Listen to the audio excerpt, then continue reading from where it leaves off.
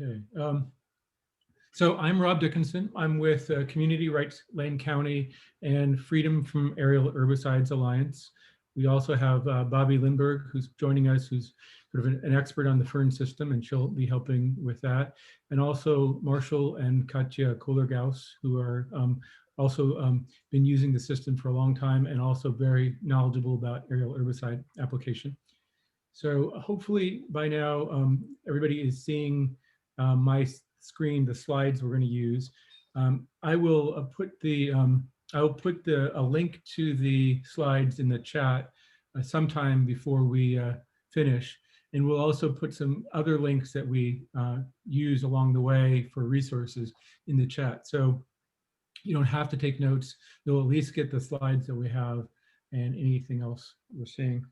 So let's see here. Okay, so it's recorded. And here's an outline of what we hope to cover. So I'll give a quick introduction about aerial herbicide spraying, how it happens and how it can affect you, the kind of harms it can create. We'll give an overview of FERNS, which is the aerial spray notification system. And we'll also talk a little bit about some legislation that passed last year, SB 1602, that affects aerial spraying. We'll get into some more detail about how to use FERNS, different ways of using the system for finding notifications on different kind of areas of land. Then how do you decipher the notifications? What does it mean? The information that's in there. We'll give an overview about what do you do if a spray has happened near you? How do you detect damage? What should you keep track of in order to have evidence if you need it? And then at the end, if you are like us and would like to try to stop this terrible practice, how you can get involved in that work. Okay, so many of you have come here because you already know about aerial spraying and why you don't want it to happen near you, but we'll just cover some of that. So why is aerial spraying harmful? First off, it's typically, aerial spraying happens in agricultural lasagna practice. takes about 2 hours to cook. Okay, Raj, that's fine. I'm on the internet right now. I put you on mute. Okay. Yeah, if we could all mute ourselves, that'd be awesome. Let me see if I can just mute. I have to find it. So if everybody can mute themselves, that'd be great. Thanks. So aerial herbicide application is done often in agricultural practices, but we're primarily talking about industrial forestry right now. Basically, it's used as part of clear-cut logging practices. Basically, they clear cut and then they spray to kill any vegetation, and they keep doing it. And that's what we're really talking about. Mostly done via helicopters, although we'll talk a little bit about drones later. One of the big issues there, these chemicals are incredibly toxic. And when they spray them from helicopters, the higher they are when they're sprayed, the more likely that they can be caught up in wind and then end up in places that were never intended. And it's called drift. And anybody who's familiar with the practice knows that drift happens. It's almost unavoidable. Timber companies will say that they're very precise and only apply it where they, where they intend to, but then a whole lot of people get sick. And how can that be if drift didn't happen? There's lots of examples of where drift has happened well over miles, and many times, sometimes even hundreds of miles. But the toxic chemicals end up in streams, over homes. They're on the crops of people that were adjacent. If you happen to have a homestead living adjacent to a industrial logging plot, you can end up having your crops sprayed or drifted on. People have inhaled the drift and gotten very sick. Your livestock, if you have animals, can get sick. And there's just lots of other unintended victims of what is called chemical trespass. That's the bigger term for what happens when chemicals you don't want end up on you or your property. When they spray aerially, because they're not right next to the plants they're trying to kill, they're spraying a whole lot more material, and that material has a lot more chance of getting where it doesn't, shouldn't be. And then, the companies will say, oh, we get it only where we intended to get that. And that ignores this last point, which is the revolatilization of these chemicals. So if the chemicals were to just miraculously end up only on the plants that they're trying to kill, well, and maybe they apply it on a day that's has no wind, right? And it goes where it's supposed to go. Well, the next day when it's hot and sunny out, those chemicals can what's called revolatilize. In other words, get re-airborne. And if that day happens to be windy, they will get up into the wind and they'll be somewhere else before you know it. So it's just not possible to contain the chemicals where they are supposedly intended. So here's some of the harms. These are these chemicals are extremely toxic to people, plants, and animals. They basically are neurotoxins. And this is an ultra hazardous activity, despite the fact they won't admit that. And one of the problems is oftentimes a mix of chemicals are sprayed. You don't always know what was sprayed. You'll see later in the notifications that it will be the list of chemicals they might spray, but you don't really know what you've been exposed to. These are herbicides are intended to kill plants, and so they will kill your crops and plants, and many times in a predictable way. Lots of examples of pets and livestock being sickened and sometimes killed. We've had one person who I think had 3 different dogs die from exposure to drift. Drinking water supplies can be compromised, and we've also seen testimony from people who get much of their drinking water from surface water, and sometimes to terrible effect. And wild animals are also often sickened. We'll see examples where hunters will tell us about deer that have tumors and all kinds of crazy stuff. So that's some of the things. The companies that practice this will tell us that it's safe and has been tested and all that, and it's kind of, we would just say that's nonsense, and here's why. The tests that are done are very limited in scope and duration. Many of the chemicals being used today were tested to the limited extent that they were tested 30 to 50 years ago, and a long time ago, well before much of the scientific information about their toxicity has been documented.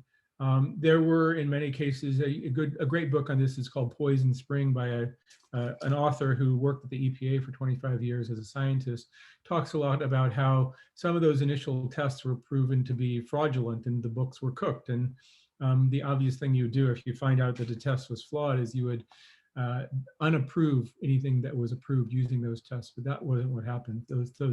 Some of those chemicals are still in use. They only test what's called the active ingredient and not, but there are all kinds of other chemicals, surfactants, adjuvants, and dispersants that are all considered inert are not tested. Those are different things that are meant to control the particle size or other kinds of ways that affect the application, or how it will stick to the plants. But those could be toxic themselves and probably are, but aren't tested. Again, like only the active ingredient is tested. And that, let's just say glyphosate, that's one of the common herbicides. It's known typically as Roundup, which is the brand name. But you might have a tank mix, which is what they mix together before they put in the helicopter, that mixes 4 different herbicides. Well, nobody's ever tested those 4 herbicides together. So anybody that pretends to know what effect that's going to have on a human or an animal or a plant, when those 4 things are mixed together and then you're exposed to them, nobody knows. I mean, we know it's bad, and it's typically what we think of is what's called synergistic effects, which is one herbicide might be toxic for you in certain ways that are bad, but when you get exposed to 3 or 4 of them together, it's likely to be a worse effect than just the one or the individuals. So that's not good. Here's a list of some of the known health effects of these pesticides, and asthma and other respiratory problems, skin problems, birth defects including miscarriages or stillbirth or other effects like that, cancer, learning disabilities, liver, kidney, other organ disease or damage, system failure of like the immune system, reproductive system, the endocrine system, nervous system disorders, generally poor health, would also thought of as morbidity, or premature death, mortality. So it's not a pleasant list of things. You don't want any of these. So that's that. So basically, you don't want to be sprayed. You don't want it to be anywhere near you or your property. Ideally, you can avoid it. You can try to stop them from spraying. And the other thing you can do is try to find out when it's going to happen so that you can at least be as a little exposed as possible. And knowing how and when it's going to happen is how you use this FERN system. So I'm going to stop sharing, and Marshall is going to start sharing, and he's going to take us through some next steps.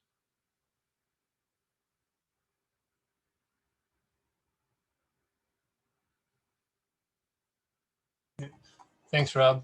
So we're going to get into the actual website, the FERNS website here in a little bit. Just wanted to give a quick overview of what it is. It's actually an acronym for the Forest Activity Electronic Reporting and Notification System. And it actually has multiple functions, one of which is for timber people that are doing forest activities, logging, spraying, to actually go in and create notices in there.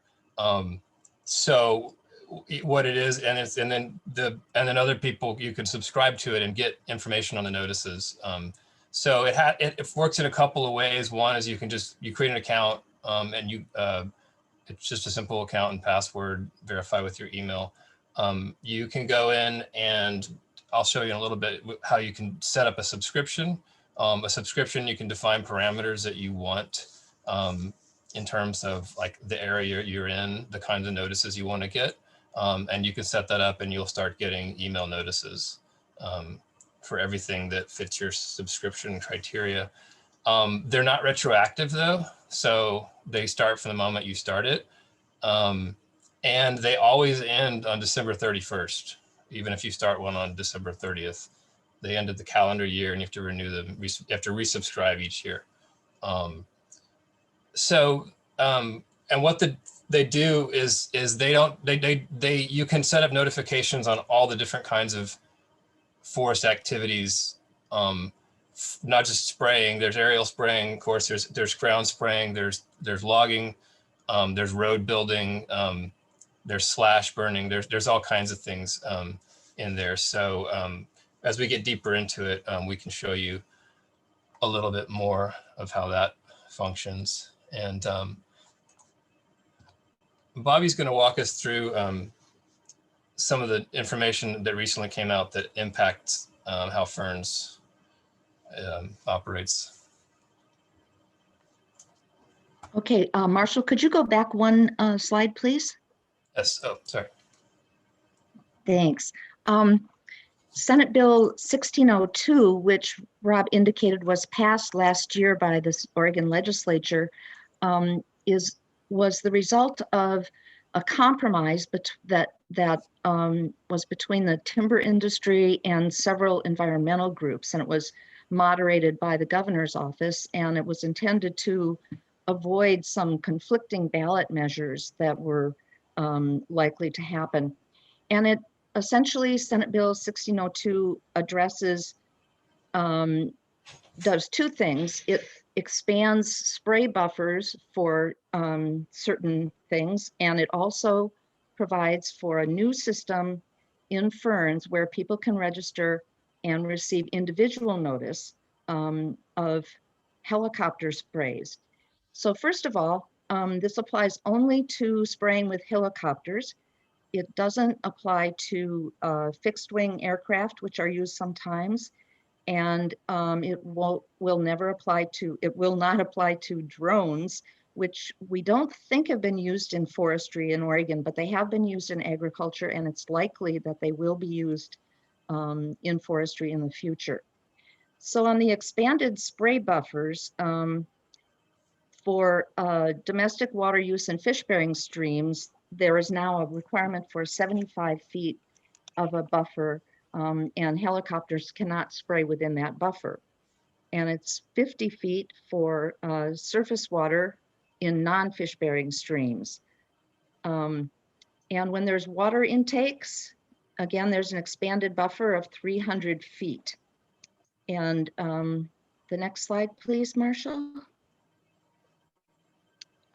This is, it hasn't been very long that we've had, okay, what is a water intake? That's where you have a well or another source of water on your property.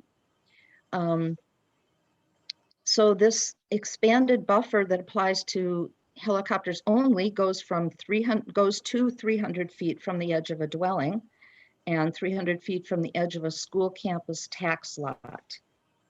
And as I said earlier, there's no changes for sprays conducted with fixed wing aircraft or drones. So next slide, please. The legislature determined that the FERNS system should be adapted so that there can be individual notification when there's going to be a helicopter spraying herbicides within 1 mile. And the system is not operational yet. It's supposed to be operational this summer. And when it becomes operational, neighbors need to register their homes and their water intakes to receive individual notice. And they will receive individual notice the night before, either by email or phone, depending on how you've registered. With most sprays, once someone files with the Department of Forestry, when they file the notice, often it can be up to a year before they actually complete the spraying. But in the case of a helicopter spray, it has to be completed within a 90-day window that starts 30 days after the notice to ODFW. Okay. So I think, Yeah. go ahead. Oh, thanks, Bobby. Yeah, so I'll step through the site a little bit. We'll jump in and out. Bobby will show you some more functions in it, but I'll go to the website. The website is ferns.odf.oregon.gov. E-notification, we can share that in the chat. So if you go there, you get to this landing page, and you can create an account here. You can register, which again is just a simple registration, password, email verification. Once you have one, you can sign in. So from this screen, you can see there's 2 functions. Notify is if you actually are going to create you're going to do a timber operation of some kind, and you're going to have to put it in the system.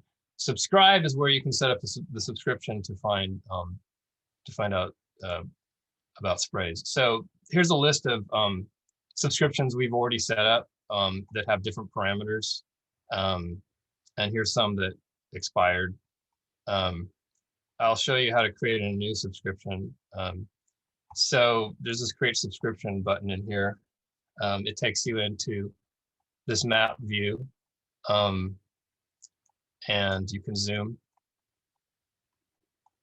Hopefully this is working okay. You can zoom, and then it has this little polygon selection tool that you can see the little circle on my cursor here. So what you do is you left click, you start your line. You can move over your mouse to pull your line. You left click again to place your next vertex. You pull down, click again to place another one. And then you pull over, and to close your polygon, you hold down, click, and shift. And there is a limit on how big of an area you can define. It can't be any larger than 23,000 acres. So this one, you can see the total acreage is 1,500. And once you've created one, you can go in here, you can click edit, and it'll, you can go in and, let's see, it'll do it. Maybe not. You usually can get here and edit your, oh, there you go. You can edit your vertices. You can drag them and pull them. And I think you can actually, yeah, so you can fine tune that. And then and Bobby will go over this in a little more detail. Once you have this set up, you can then go in and define the types of activity you want to monitor in that area, harvest, chemical, other, fire, that kind of thing. And then of course there's overlays you can do. You can change to a satellite view, topographical view, ODF, their view, and then I will go over some of these other functions and the overlays in just a minute when Bobby shares hers. So that's kind of the quick getting into it. Again, we'll share these functions with you guys. So, but it's fairly easy to get in there and learn. The instructions are pretty straightforward. I'll let Bobby continue. Okay. Most of us are familiar with GPS systems and coordinates that are basically latitude and longitude. But this system uses a different kind of geographic system, and it's called the Township and Range System. It's the public land survey system that was set up long ago to map out US lands for sale.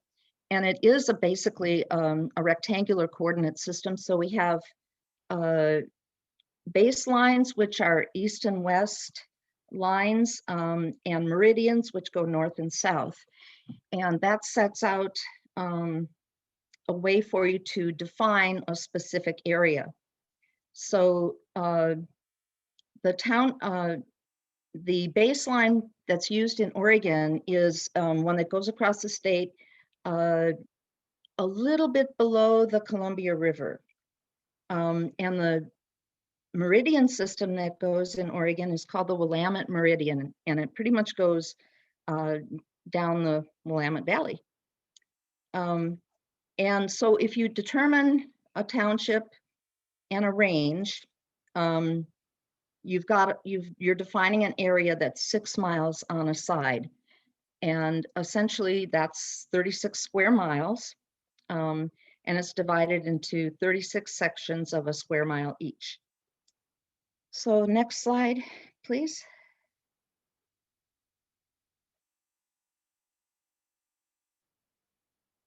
Can you go back one? There we go.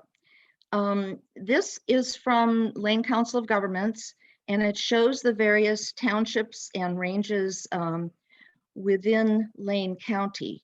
And it's very hard to see up here. Let's see if I can expand this. Here you go up on the coast here. We start with 15 South. I don't know how I got that on the screen. Let's see. I don't know where that came from, and there we go. Okay. So here's our map again. We've got this little section here in the upper left corner is Township 15 South and Range 12 West. And for Lane County, it goes all the way down here it goes over to 19 at the coast, and then this is 20 over here, and I think it's 21 down here. And then we get to 22, 23, and then down into Douglas County. And the FERNS system uses this public land survey system as a way to move around to find places on the map.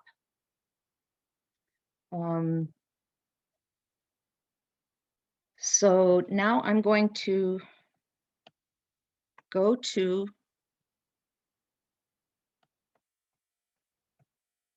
I'll stop sharing, Bobby. FERNS system. Okay. And once you're in the FERNS system, you can set up your subscription, as Marshall told you, but you can also do various searches.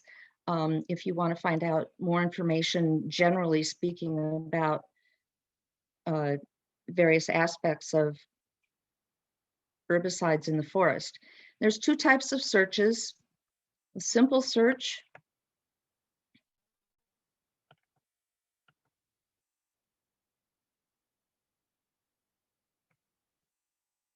Okay, so this is not, I don't find this a very helpful tool because you need to either know the operation name, the NOPE, that's the notice of a forest activity, or you can use the TRS system, township range section. So here's the way that you have to express what you want. Let's try township 20 south, range 6 west.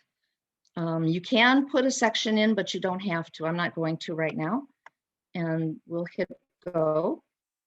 And it found in that 36-mile area, it found, what was it, 214 activities. Now, these are not always spray activities.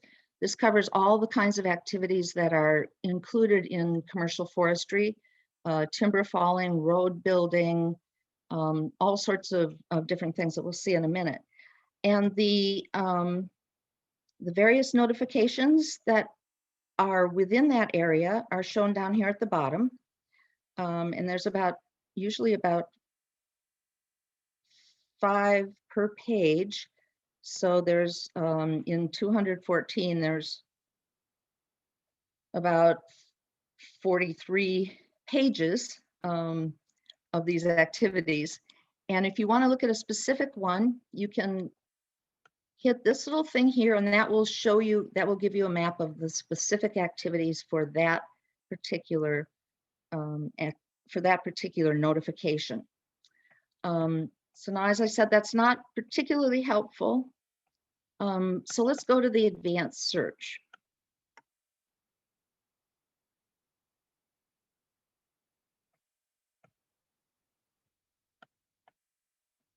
Okay, now here you have a lot more options. On the left, you can filter your results by all of these different kinds of things. So I'm going to first start with the county. And here we have a list that we can choose from. We'll pick Lane County, and then you need to add that as one of your search parameters. So now what it's bringing up is all of the activities, all of the notifications in Lane County for all kinds of forest activities. So let's limit it to the ones that we're most interested in. We want to have the activity type. And here it lists all of the different activities that require a permit and notification under the Forest Practices Act. We've got herbicide application for a unit, a road, also countywide roadside or spot treatment.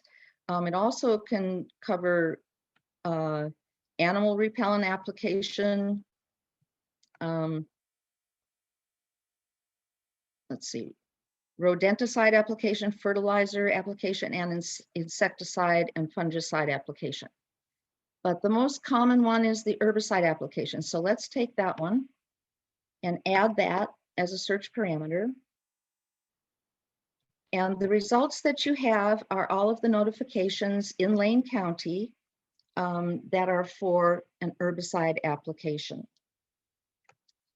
And again, if you want to find out about a specific one, you can click this little question, this little eyeglass thing here, and it will show you the exact map where this is located.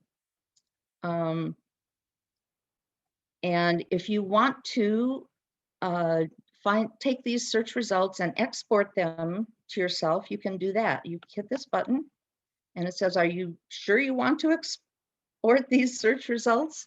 And you say yes, it will send a comma-separated value file to your email. It will be in the form of a zip file and you have to unzip it. I'm not going to do that right now.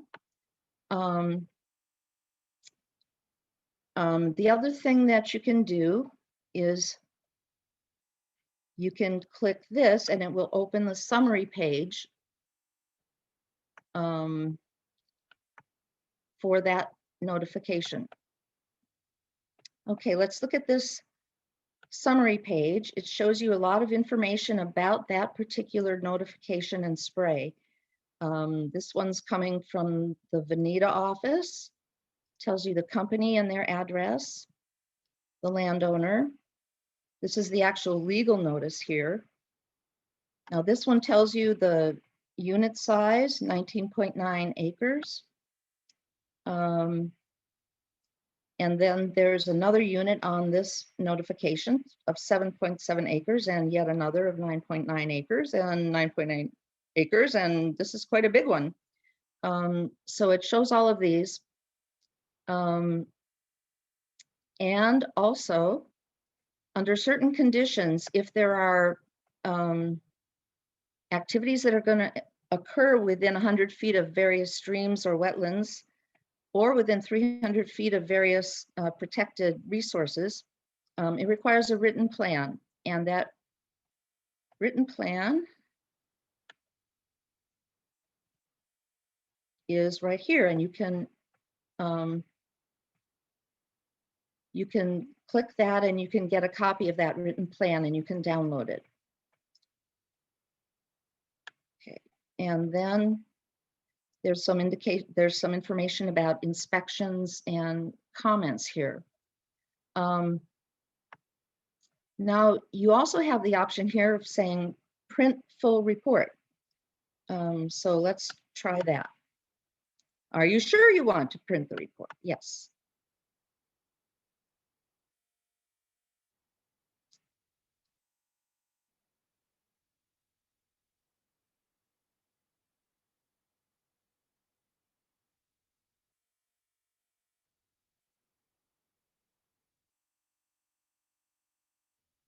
All right, this summary report has a lot of the information, the same information as on the earlier page, but specifically when you get to the third page, then you'll find for each unit, you will find the acreage. This is the township range section information. And here is the place where they tell you the start and end date of the spray, the chemicals that are used for the spray, any kind of carriers or additives. And then over here, it shows you the type of application. In this case, it's a ground spray and manual spot application. And for each of the units, you're going to find the same information as well as a specific map. And here you see this map shows that this is within Township 20 South, Range 4 West, which is what we searched for. No, it isn't what we searched for, sorry. We searched for that on the simple search. But these are the various sections that are involved. So that's where you can get a good deal of information, real specific information about a spray that you're interested in that might be near you. So I'm going to stop sharing now, if I can figure out how. And Marshall, can we go back to the slideshow, please?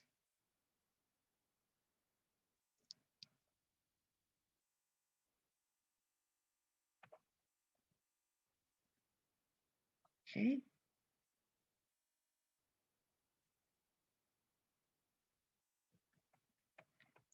I'm going to change the zoom ratio here back to this. And I've given you some internet sources to get more information. In addition to the FERNS data system, the same data is available in a GIS format, and this is the link to that. And if you want more information on the meridians and baselines of the township range section system, that's where you get this.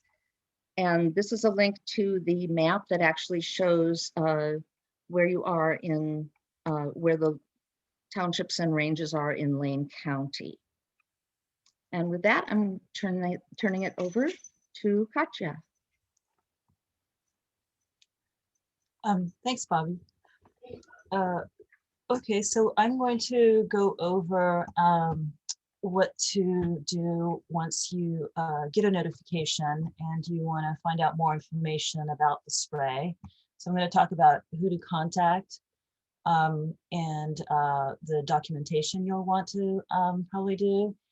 And also I'll go over some of the forms that you'll want to fill out with the Department of Agriculture if you do put in a formal complaint of drift.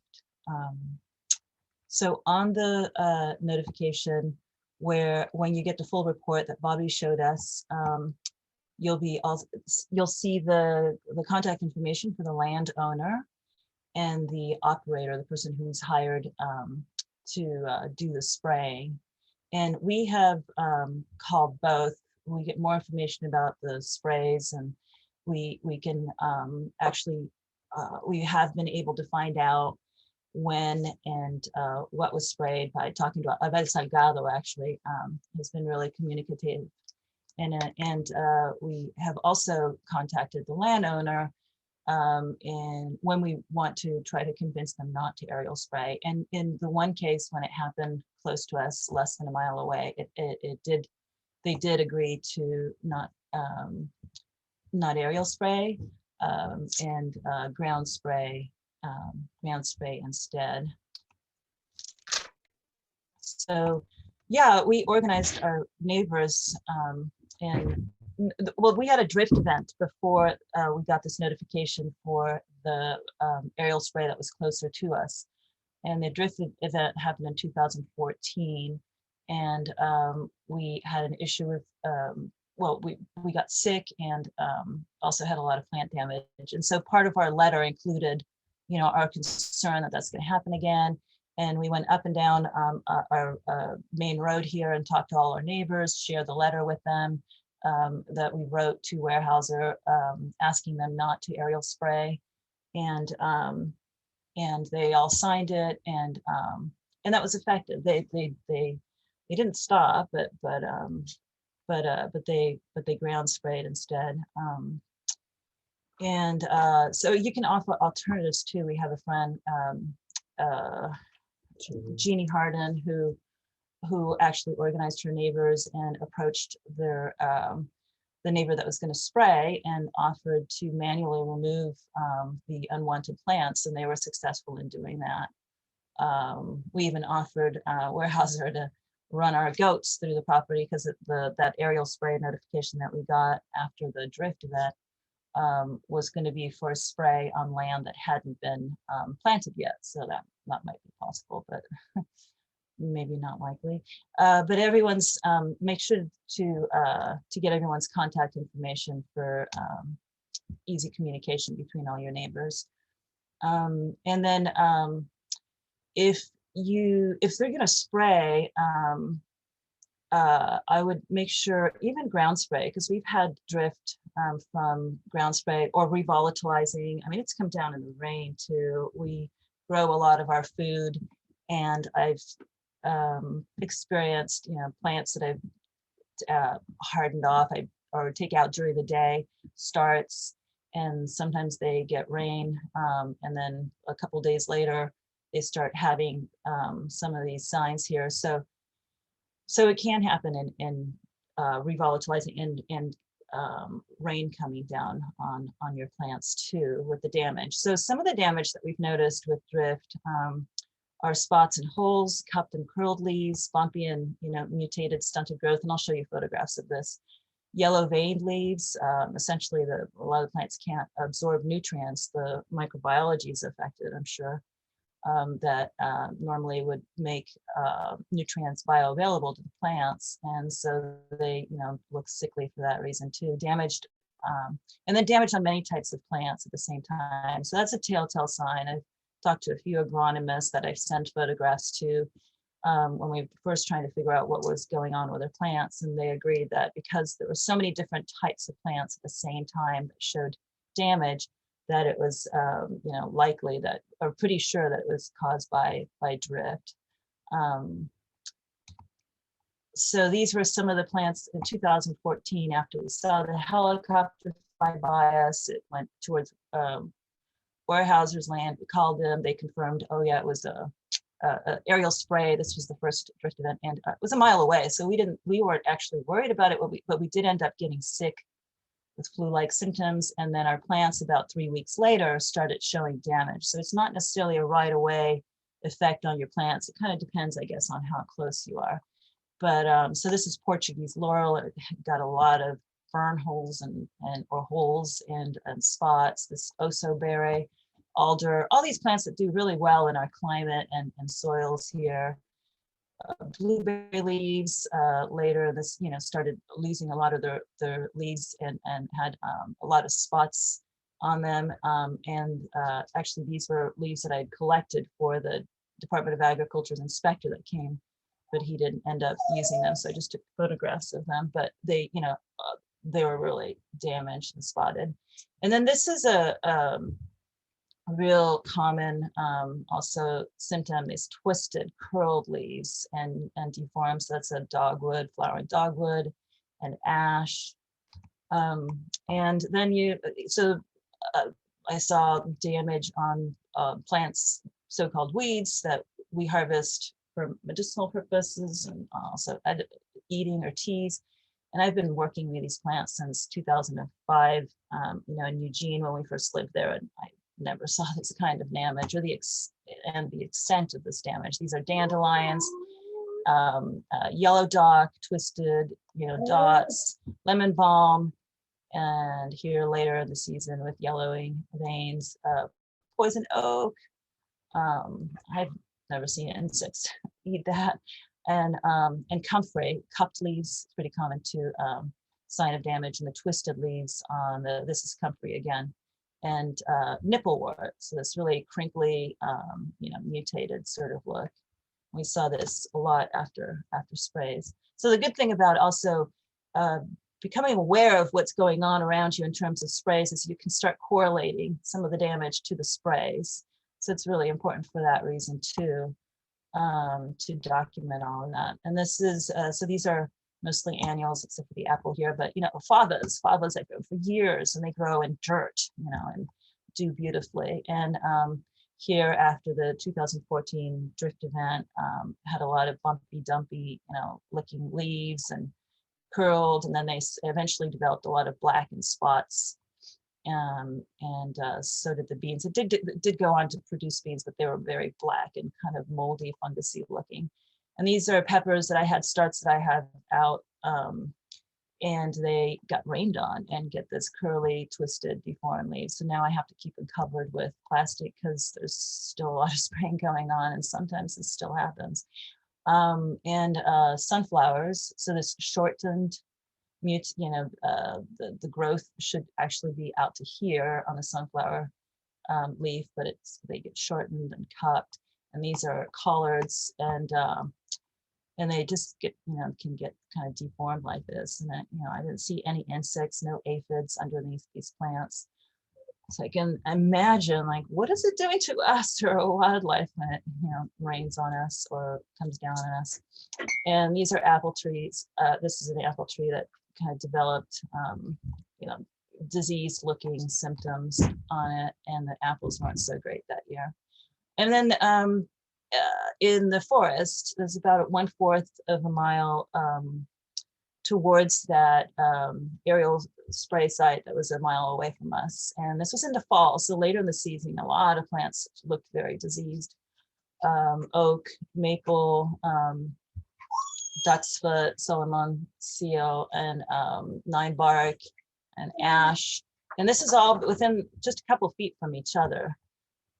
And health symptoms, we felt flu-like symptoms. We didn't really connect it at the time, but flu-like symptoms, bloody nose. One of my sons had severe bloody noses during the night, stomach issues, and then the symptoms with our livestock, with our goats and cows. Mucusy in the eyes, one calf was born the day before the aerial spray and developed aspiration pneumonia. So, you know, just weakened immune system. And yeah, just make sure to document the damage. And if you know the spray is going to happen, document and photograph beforehand. A video even would be good. This is best if you can leave the site. There's going to be aerial spray, but we can't always do that. And then if you do have drift, write a narrative, write down dates, times, describe the symptoms, and freeze specimens. One year we had baby ducklings and goslings, about 14 and 11, and all of them died within 2 weeks. There was like greasy sheen in the puddles of out in our field, and there was a spray shortly before that. So I guess freeze them. Maybe someday you'll be able, or it's kind of expensive to test, but yeah. Anyway, yeah, there's the potential to freeze and test that too.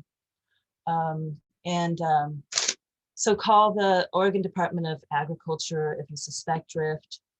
Request that they come right away. Actually, the bill that was just passed, 1602, also, no, this was an earlier bill that passed in 2015, requires that the Oregon Department of Agriculture respond within 24 hours of a complaint.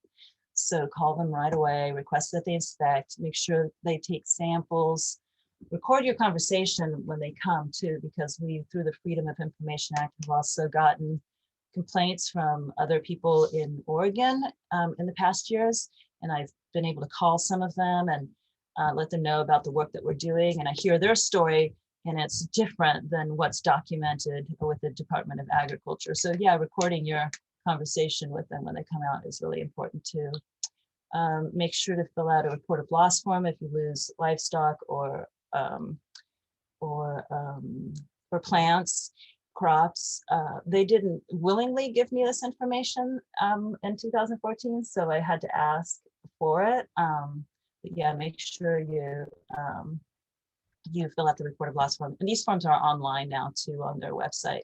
Make sure you're assigned a case number, super important, because then it's going to be documented and recorded. And if we were to, we could compile all those complaints and we have a stronger case for, stopping the spraying, which is why it's possible that nothing will come of it. Testing can be kind of tricky, especially if you don't see the damage until 3 weeks later, or, the Department of Agriculture didn't find anything on the samples they took. They also don't take samples that the damage that you point out. And they're testing, parts per, I think they test part per billion, when really they should test parts per million, because at that level they can cause damage. And so they didn't find anything, but nevertheless, reporting, documenting, and having these cases on record is really important to strengthen our cause. And this is a really helpful document on 10 steps to take if you're exposed to pesticides or experience drift. So there's a lot more information there on all the contact information for the Oregon Department of Agriculture and OPAG, although I'm pretty disappointed with Beyond Toxics because of the compromises made with the current, with the MOU and the bill that was passed. We don't believe in buffers, and the practice of using herbicides should stop altogether, both in aerial and ground, because it still volatilizes and gets picked up in the atmosphere. So thank you.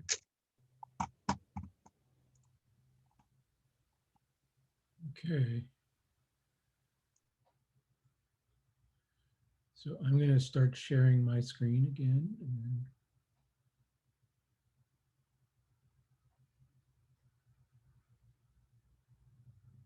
just 1 second.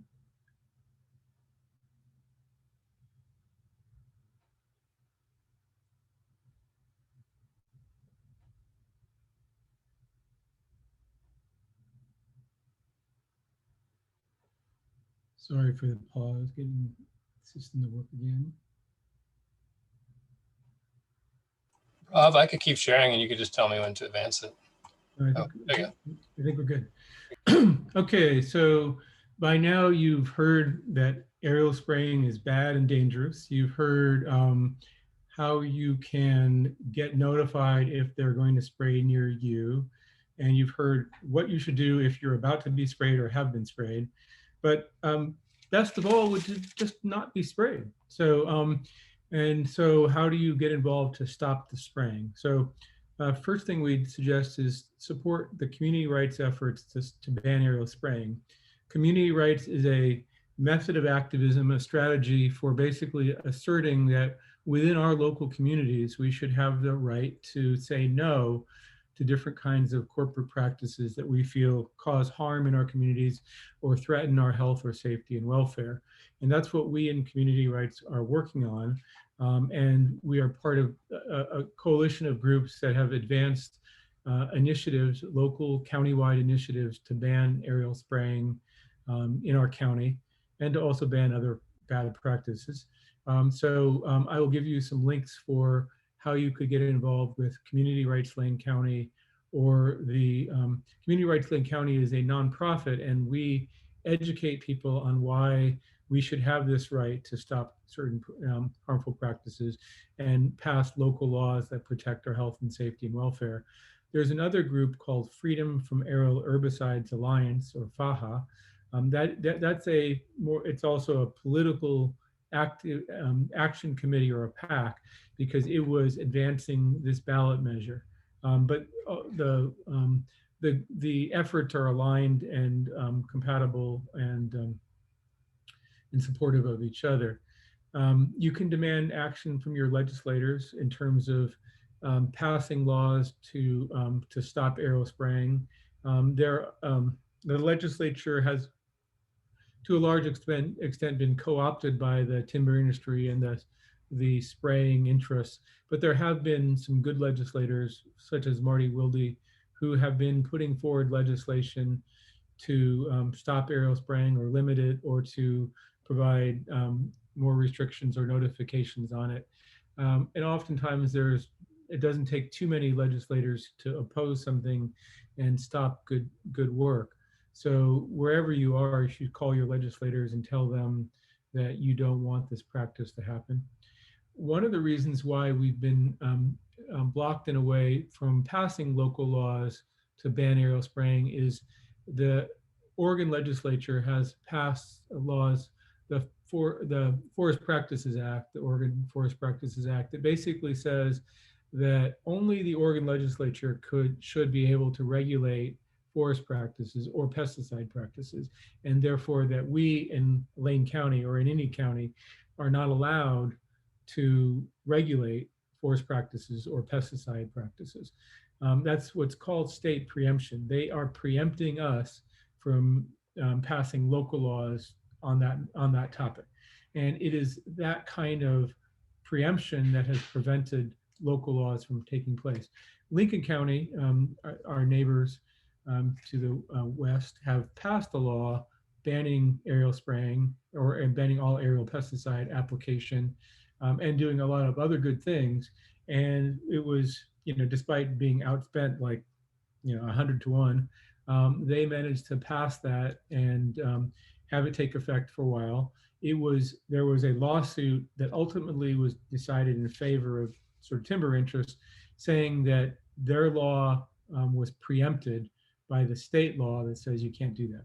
So we're trying to work on legislation to end this kind of preemption that prevents us from doing that. And preemption is generally, this is kind of what's called ceiling preemption, that basically says that in your community, you can't have higher standards than the state.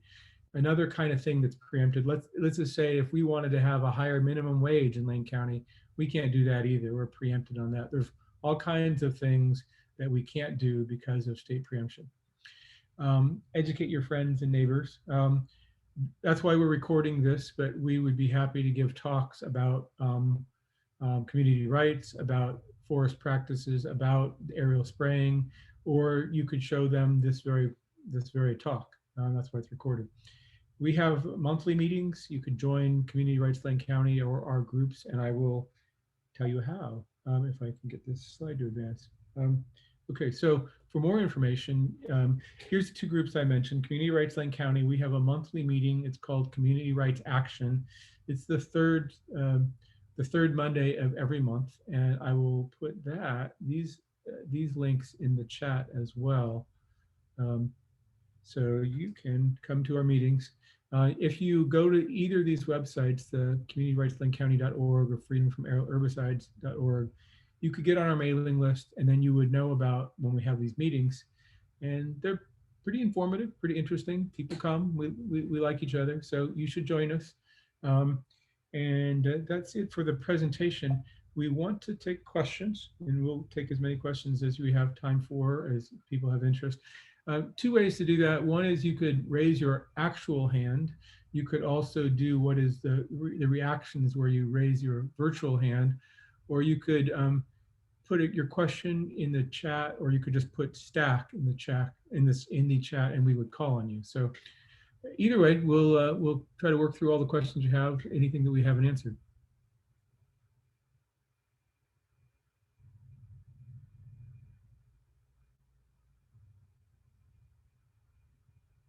If you haven't been looking at the chat, we put a lot of the links there for how to save a copy of the presentation or any of this other stuff.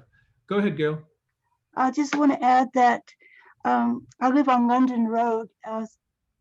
That's southeast of Cottage Grove, and they seem to periodically spray along London Road for herbicides. It's right alongside the river too, so a person can go to Lane County and you can let them know that you don't need it. Let's put it that way. And so you can have arrangements so it won't be sprayed there at a particular place if you own property alongside the road. So I live out by the London Grange, so the London Grange is going to notify the county not to spray along the road that next to the Grange. So it can be done for anybody, I guess. You just have to go to the bother of contacting Lane County and fill out a form, and then they won't spray alongside your property if you own it. That's all my contribution. But except I do know some people that had a problem with spray from Weyerhaeuser reaching their farm, and they did have some problems, but I don't know the details. But that was a few years ago. But I'll share this at the Grange meeting when we have one. Thanks, Gail. And there's a question in the chat from Richard, a question which might go to you, Bobby, but should we be doing water test benchmarking so we have a comparative data for future use? And what sort of testing and from whom?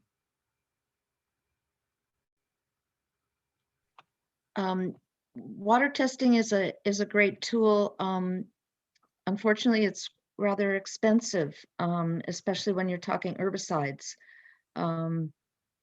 If you can do that, that would be good, but it can be problematic. Bobby, I have a question for you about that. Can people, I don't know whether or not the herbicides, if you were to save a sample of water, like if you saved a sample of your water before the spray that you've been notified about and after, will the herbicides, will they dissipate or somehow go out of the water over time? Or could you store that in case you needed to test later? You could store it, but you would need to freeze it. Mm-hmm. It needs to be kept frozen.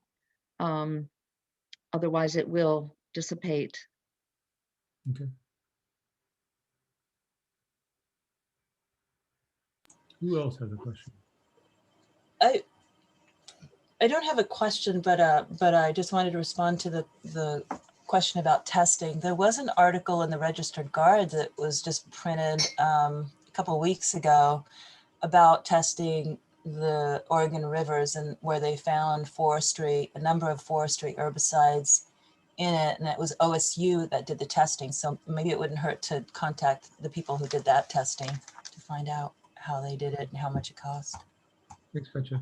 While we're waiting for next question, I'm going to repost the link to the presentation in case anybody wants it. Some people join afterwards, and you join a meeting after something was chatted, you don't see it, and you only see what happens after you join. So who else has a question? I could ask a question. Go ahead, Paula. I have a property in the middle of Weyerhaeuser and BLM, and I've heard planes and smelled things. I feel like I have a good nose for that. Smell, I guess it reminds me of the types of spray that in urban areas people spray on their lawns at certain times of years. So if that is something, and now I have the tools to do a little more digging on it, but what was my question going to be? Oh, where in the cycle of logging is the spray typically done? Is it right after the clear cut, or is it at various times during that whole cycle of that whole 50-year cycle? Marshall or Katya, do you want to take that one?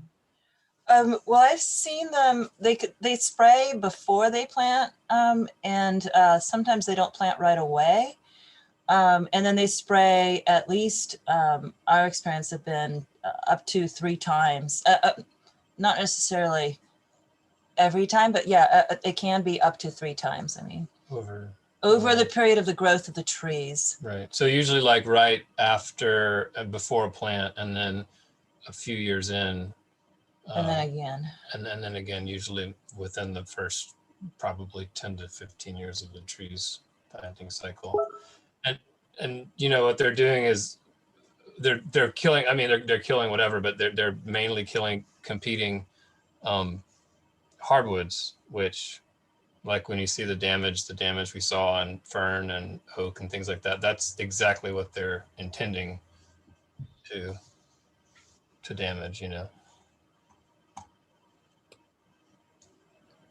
And I had to step away a little bit earlier in the presentation, so I'm going to go back and watch it, but I was, oh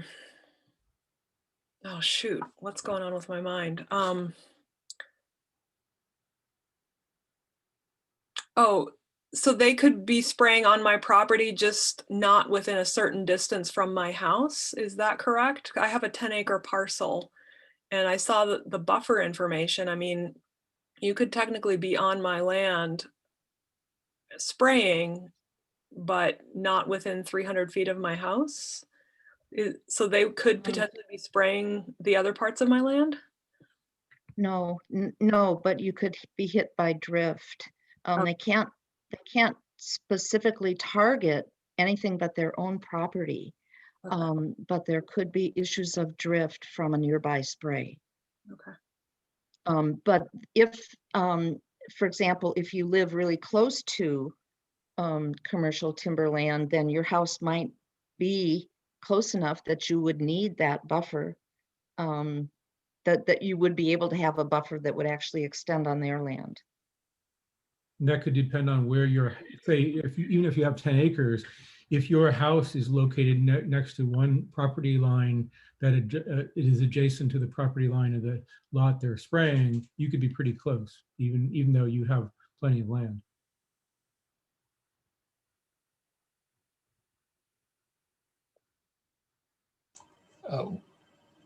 We just added to the chat the link to that. Actually, it's an OPB article about pesticides found in coastal waters. Marshall, I think you inadvertently just sent that to just me. Oh, thanks, Rob. You want to send that to everybody? Yeah, well, and then I guess to Paula's comment that you were going to hopefully watch this again later for the parts you missed.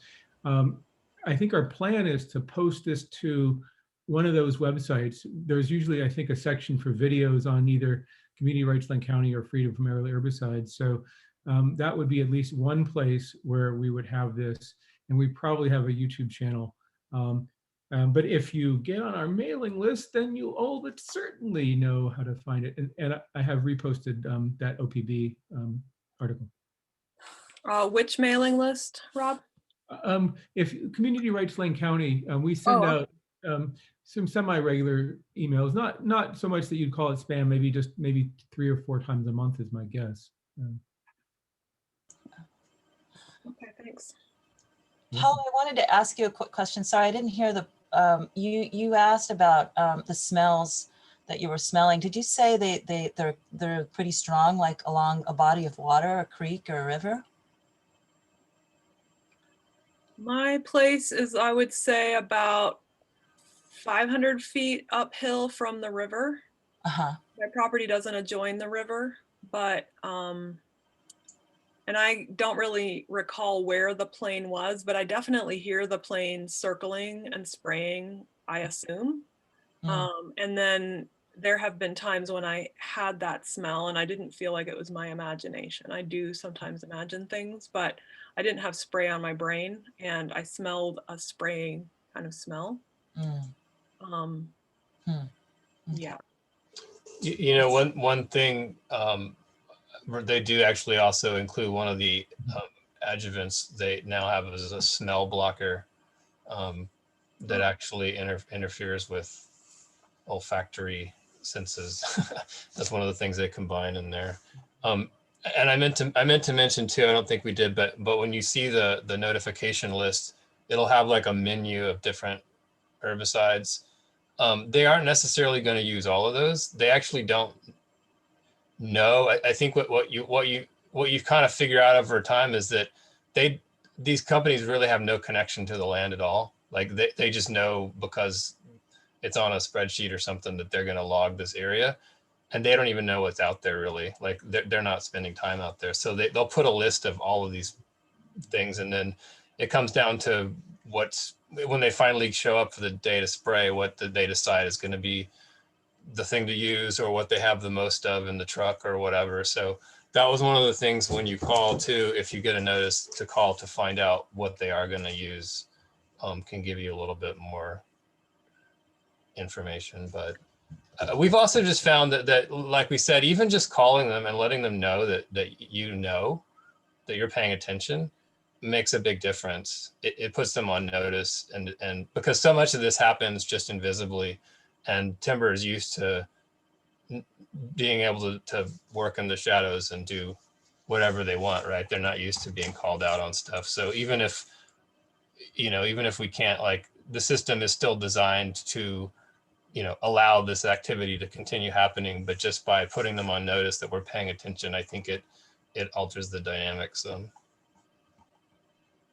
I don't have a lot of neighbors that I know of that are liberal leaning. The majority are conservative leaning, and it's very important to me to maintain the relationship with them.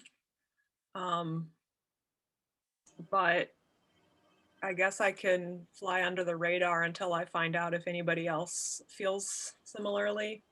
I mean, Yeah. I do have neighbors who have vegetable gardens, so they may have been impacted before, but they tend to have this attitude of, I'm sure it won't kill me. I've breathed all sorts of stuff before, so it's no Right. big deal. Well, it's interesting. We have, and when we've given presentations, we've had a lot of people that seem pretty politically conservative, and or people that used to work in logging or or for the timber companies that have been very supportive. And a lot of them are surprisingly even more supportive because they've actually seen what's going on.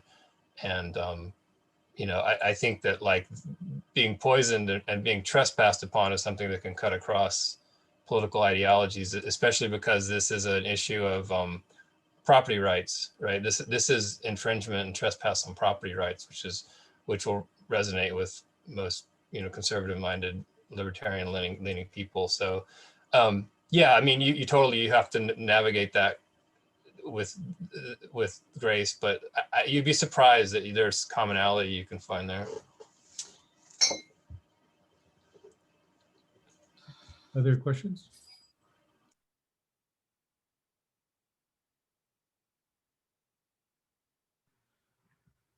Well, thanks everybody. We really appreciate you joining us. We will, one thing you can do if you found anything that was in the chat useful is at the bottom of the chat window is a little way, I think it's the ... and there will be a save chat that will help you save the links if you want them.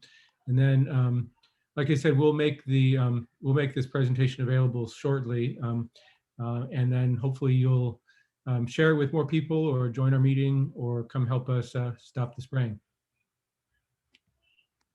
Thanks again. Thanks, everybody. Thanks. Thank you. Glad you were all here.